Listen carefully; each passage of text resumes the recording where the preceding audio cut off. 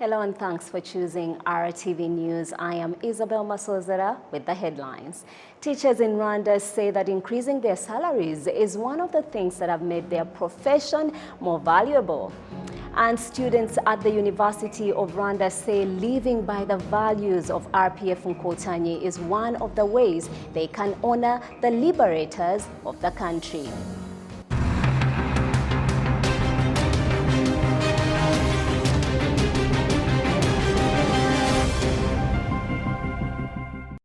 Glad to have your company. This is RTV News. We have a lot to get to today, beginning with education matters. Teachers in Rwanda say increasing their salaries is one of the things that have made their profession more valuable. This was reiterated as Rwanda celebrated World Teachers' Day at an event where government officials urged teachers to show good character. More in this report. 7,000 teachers from all over the country convened at BK Arena to celebrate Teachers' Day at the national level. Rwandan teachers are thankful for many things, especially, as you know, salaries were increased. We are enjoying the benefits of digitizing learning, the plan to increase the number of schoolrooms, a lot of progress made in regard to improving the education sector in Rwanda. We are very grateful, especially to the President of the Republic of Rwanda, who cared enough about us to raise our salaries. Now we are living well and thriving. These recipients are not motorcyclists. They are part of the 10 outstanding teachers who are rewarded as Rwanda celebrated World Teachers' Day.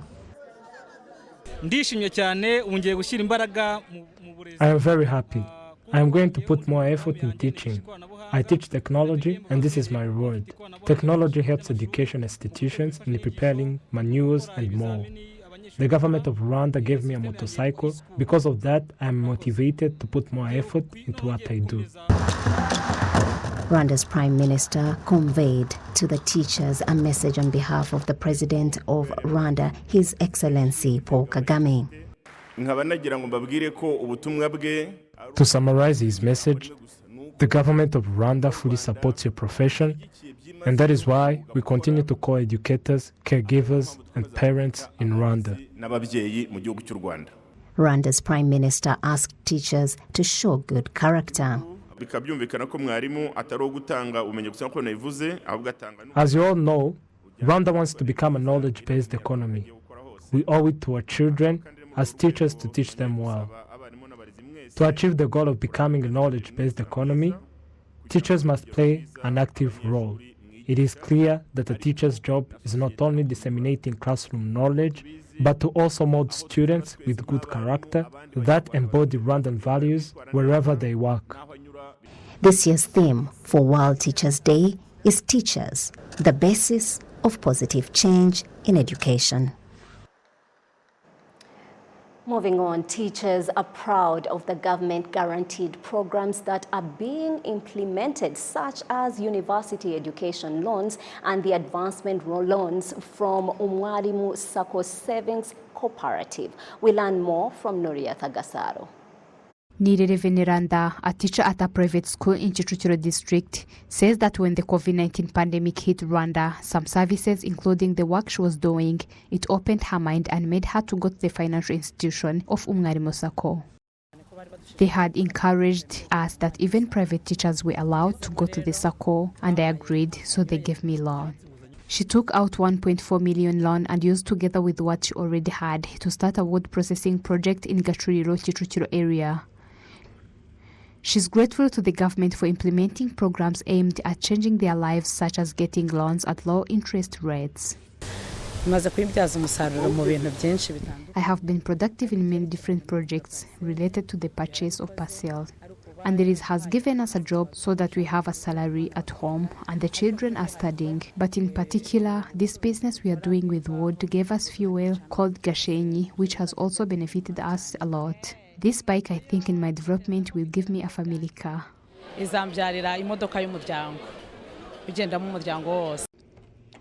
Veneranda, a 40-year-old, has worked in the education sector for 20 years. She's one of the teachers who received an award for excellence in maximizing and developing the opportunities provided by the government.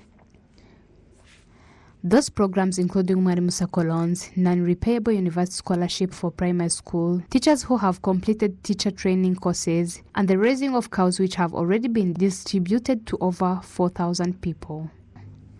Gaspar Twagirayezu, Minister of State Primary and Secondary Education, says the purpose of this program is to make teachers happy at work and improve the quality of education. Amafaranga 50% y'ishuri abanyeshuri bose biga muri TTC. 50% of the school fees for students studying in TTC are received, which is an advocacy that aims to help them become teachers and to encourage more students to participate. There are also scholarships given to teachers to increase their knowledge at a higher level. This year, we have already given free scholarships for over 600 students at the University of Rwanda.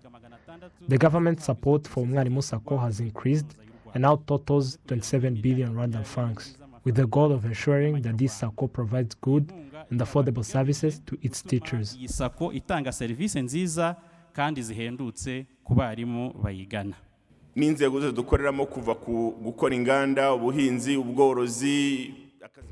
Prime Minister Dr. Edward Ngirente showed that teachers have a foundation in the development of the country in different sectors, starting from agriculture to industrial development. Nuriat Agasaru, RTV News. Still on education matters, students at the University of Rwanda say living by the values of RPF Nkotanyi is one of the ways to honor the liberators of this country. Prince Manzi explores. Full of excitement is how they were, the University of Rwanda College of Education and Technology students, as they are ready to listen to the message of one of the generals who played part in the liberation of Rwanda, General James Kabarebe, the Senior Presidential Advisor on Security. For these students, what was excitement turned into bold ambitions. General told us the values that led Inkotanyi to the success and the vision they had. I think this is something every youth should learn from, and also any other person in his or her daily work, be it a public labor, be it a student. This is a time for us students to take a look back and see the progress we made so far, how we are performing, and what is our vision. We have to have a clear vision in our minds and successfully achieve it without mistakes. Mu by'ukuri urubyiruko mu kutagamburuzwa twigira ku mateka y'iki gihugu. Actually, as the youth, learning from the history of our country and how it was liberated, it gives us courage to work hard. We will not fight a gun war because it ended, but we have to preserve what was achieved, including studying hard, being informed on the progress of our country, and prevent those using social media to take back our country in the past and destroying it. General James Kabarebe states that liberating Rwanda was one and developing it was another.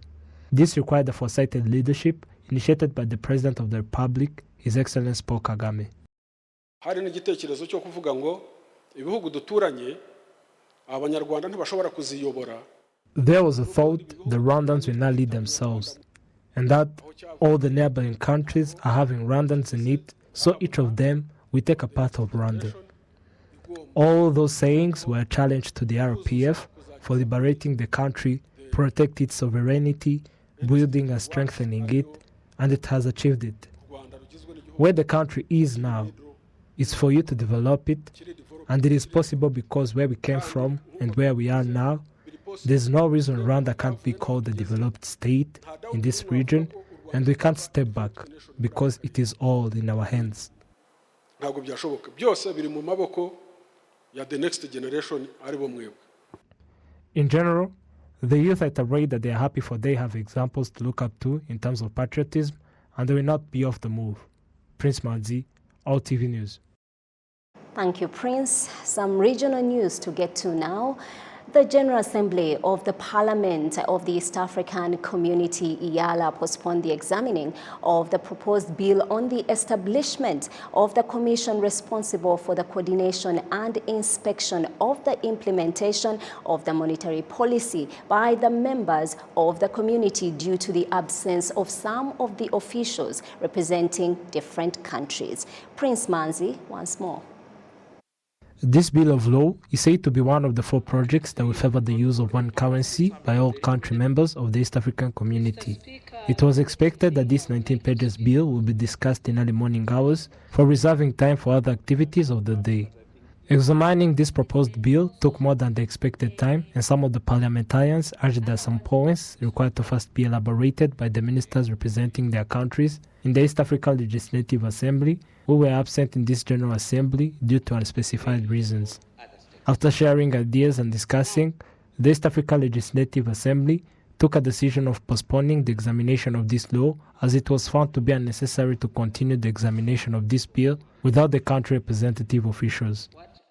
Even if we may have quorum in terms of numbers, but there are certain matters we cannot transact, because then who is going to take responsibility for whatever we are saying or we are recommending? This is not an ordinary meeting where someone would come and they get briefed on what has been going on. Or it's not some kind of a wedding meeting where you can come late and they tell you we have been discussing this. So this is an assembly which must be properly constituted all the time. And as I said, it's not something that it's a painful situation. But indeed, yes, maybe there is a reason why ministers are not here. And there could be genuine reasons. But also it is a genuine reason for us to wait for them.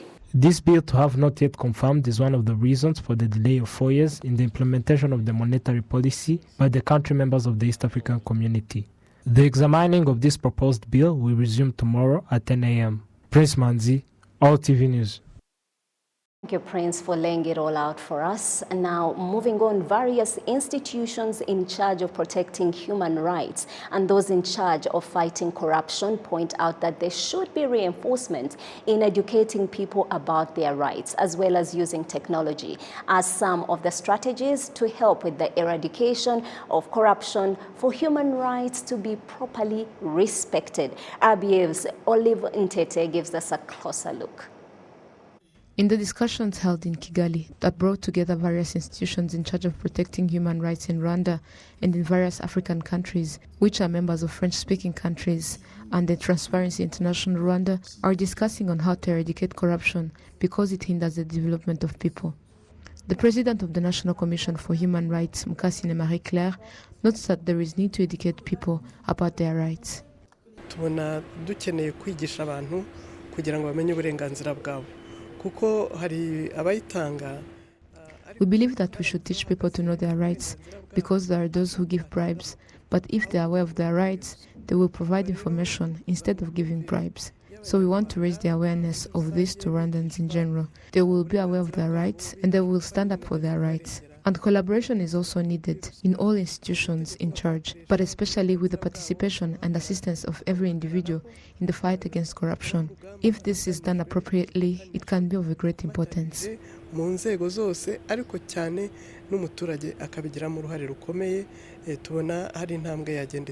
Namizata Sangare, the president of the Forum of Human Rights Commission of the French-speaking countries, also emphasizes that all institutions where corruption is found slows down the development of the people, which is why cooperation is needed to eradicate it. Dans tous les secteurs, que ce soit au niveau de la santé, que ce soit au niveau de l'éducation, dans l'administration. In all sectors, whether in health, education, administration, all sectors are affected by corruption. Therefore, it is good that we as people who fight for human rights to work with government authorities in the fight against corruption, which negatively affects people's rights. For example, if a budget is set to build hospitals and then the money is used in other things, obviously, hospitals won't be built, which therefore prevents people to have access to medical services. That's why every institution concerned should work together to fight corruption. de la lutte contre la corruption à se mettre ensemble, en effet, de bien lutter contre la corruption. The Minister of State in the Ministry of Justice, in charge of the Constitution and Legal Affairs, Sorina Nyirahabimana, points out that technology is one of the strategies that can help in the fight against corruption and thus ensure that human rights are respected.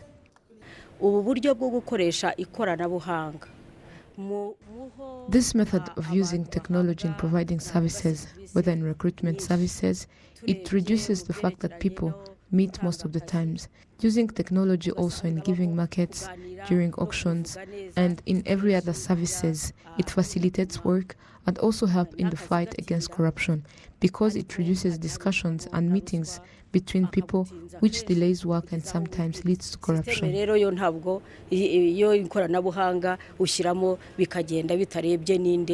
These discussions are being held as part of the forum of the Human Rights Commissions of countries such as Benin, Cameroon, Mauritania, Cote d'Ivoire, and Rwanda. It is expected to last for 2 days. Olive Nete, RTV News.